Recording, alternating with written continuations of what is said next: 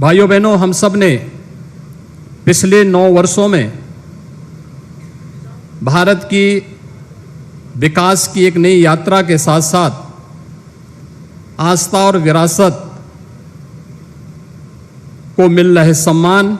और वैश्विक स्तर पर भारत को मिल रही नई पहचान को देखा है। ये नया भारत जिसमें समग्र विकास की अवधारणा चरितार्थ होती हुई दिखाई दे रही है, तो साथ साथ भारत की गौरवशाली आस्था और विरासत को भी एक नई पहचान मिली है। हम में से हर व्यक्ति जानता है, योग भारत की अति प्राचीन विधा रही है, लेकिन पहली बार योग वैश्विक मान्यता प्राप्त हुई है।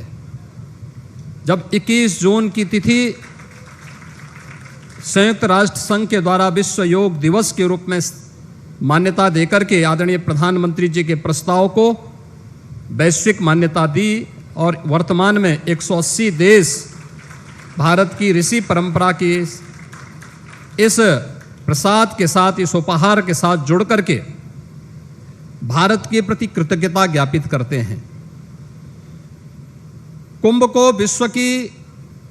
मानवता की अमूर्त सांस्कृतिक धरोहर के रूप में मान्यता देकर के प्रयागराज कुंभ को वैश्विक मान्यता दिलाने का कार्य 2019 में देश ने भी और दुनिया ने भी देखा है। और भारत की गौरवशाली आस्था के प्रति सम्मान और उनकी पुनर्स्थापना का कार्य किस रूप में होना है, यह आपने बाबा विश्वनाथ के धाम को देखा होगा। काशी में बाबा विश्वनाथ का धाम हो या केदारनाथ में नई केदारपुरी, बद्रिकाश्रम में पवित्र बद्रीनाथ धाम हो या महाकाल में महालोक की पुनर्स्थापना का कार्यक्रम और 500 वर्षों के इंतजार को समाप्त करते हुए अयोध्या में श्री राम जन्मभूमि पर भगवान श्री राम के भव्य मंदिर के निर्माण का कार्य, ये सभी एक एक करके आज होते हुए दिखाई दे रहे हैं। गरीब कल्याण की योजनाएं जितना भारत के अंदर चल रही हैं, हुई हैं विगत 9 वर्ष में, आजादी के बाद कभी भी भारत के अंदर तो नहीं हुई, लेकिन दुनिया का कोई देश आज भी उस मात्रा में, उस पैमाने पर उन गरीब कल्याणकारी योजनाओं को आगे नहीं बढ़ा पाया है। गीता प्रेस अपने 100 वर्ष की एक शानदार यात्रा को लेकर के आगे बढ़ा है और शानदार यात्रा में इन 100 वर्षों में विगत 75 वर्षों में कोई प्रधानमंत्री गीता प्रेस में आज तक नहीं आ पाया, क्योंकि गीता प्रेस भारत की मूल आत्मा को झंकृत करता है, उसको जागृत करने का कार्य करता रहा है। और उसे पहली बार भारत के किसी यशस्वी प्रधानमंत्री जी के द्वारा सम्मान दिया गया है और मैं आदरणीय प्रधानमंत्री जी का इसके प्रति भी आभार व्यक्त करता हूं कि 2021 के गांधी पीस प्राइज के लिए भी गीता प्रेस के योगदान को सम्मानित करने का कार्य आपकी अध्यक्षता में गठित जूरी ने किया। यह न केवल गीता प्रेस का बल्कि भारत की उस हर धरोहर का सम्मान है जो हमारी पहचान है और जो भारत को एक नई पहचान के साथ आगे बढ़ाने का कार्य करता है। आज भाइयों बहनों, हम सब जानते हैं 1923 में इस गोरखपुर में सरदेव सेठ जी, श्री जयदयान गोयनका जी ने एक किराए के भवन में अपने कुछ सहयोगियों के साथ एक प्रेस की स्थापना की थी। उस छापाखाने को भी अभी आदरणीय प्रधानमंत्री जी ने अवलोकन किया और गीता प्रेस इन 100 वर्षों में अनेक उतार चढ़ाव को देखते हुए आज लगभग 100 करोड़ प्रकाशन करने की ओर अग्रसर है। भारत की विशुद्ध सनातन धर्म से जुड़ी हुई भारत की प्रत्येक भाषा का प्रकाशन आज भारत के लगभग हर घर में मौजूद है। यह हर भारतीय को गौरवान्वित करता है, उसके अपने मूल के साथ जोड़ने का कार्य करता है।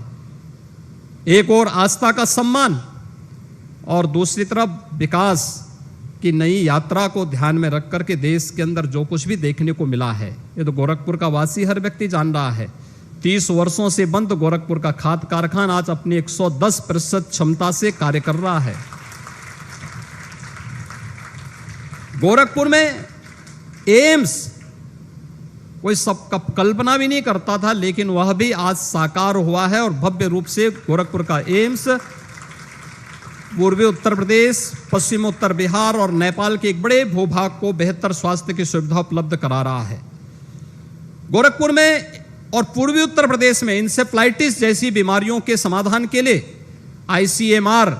के एक रिसर्च सेंटर की स्थापना का कार्य इसी गोरखपुर में हुआ है।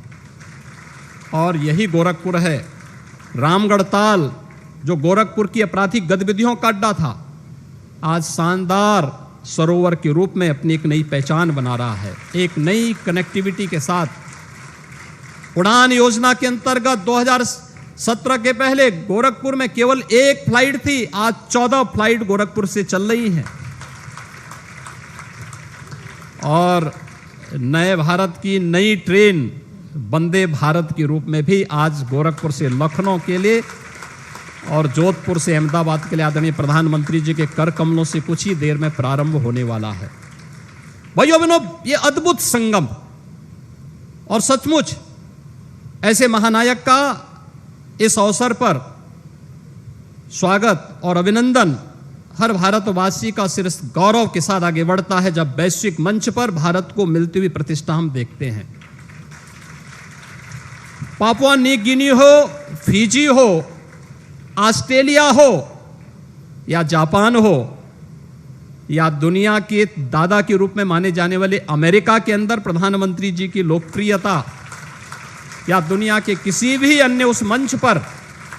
या भारत के 140 करोड़ लोगों के सिर को गौरव के साथ आगे बढ़ाता है और हर भारतीय को आगे बढ़ने के लिए एक नई प्रेरणा भी प्रदान करता है। और इसीलिए तो श्रीमद् भगवद गीता में भगवान ने इस बात को कहा कि ददाचरित श्रेष्ठस तत् देवे तरो जना स यत् प्रमाणम कुरुते लोकस तदनु वर्तते। श्रेष्ठ पुरुष जिस प्रकार का आचरण करता है, अन्य लोग भी उस प्रकार का आचरण करने लगते हैं, और जिस प्रकार का प्रमाण प्रस्तुत करता है वो अन्य लोगों के लिए यानी लोक के लिए भी वह एक नई प्रेरणा होती है। और आज ये नए भारत या नया भारत आदरणीय प्रधानमंत्री जी का अनुगामी बनकर के उनके मार्ग का अनुसरण करते हुए भारत को दुनिया की सबसे बड़ी ताकत के रूप में स्थापित करने के उनके संकल्पों के साथ कार्य कर रहा है। हम प्रदेशवासी अभिभूत हैं, देशवासी अभिभूत हैं विकास की इस नई यात्रा के साथ जुड़ने के लिए, भारत की धरोहर को मिल रही मान्यता को लेकर के, भारत की आस्था को मिल रहे सम्मान को लेकर के मैं इस अवसर पर एक बार फिर से प्रदेशवासियों की ओर से, गोरखपुर वासियों की ओर से, पूर्वी उत्तर प्रदेश को जो आपने एक नई पहचान दिलाई है, उन सब की ओर से आपका एक बार फिर से हृदय से आभार व्यक्त करते हुए स्वागत करता हूं, अभिनंदन करता हूं। इस अवसर पर प्रदेश की माननीय राज्यपाल आदरणीय श्रीमती आनंदीबेन पटेल जी का भी मैं हृदय से अभिनंदन करता हूं, जिनका मार्गदर्शन प्रदेश के विकास के लिए हम सबको सदैव एक नई प्रेरणा प्रदान करती है। गीता प्रेस से जुड़े हुए ट्रस्टी बोर्ड को, जो सनातन धर्म की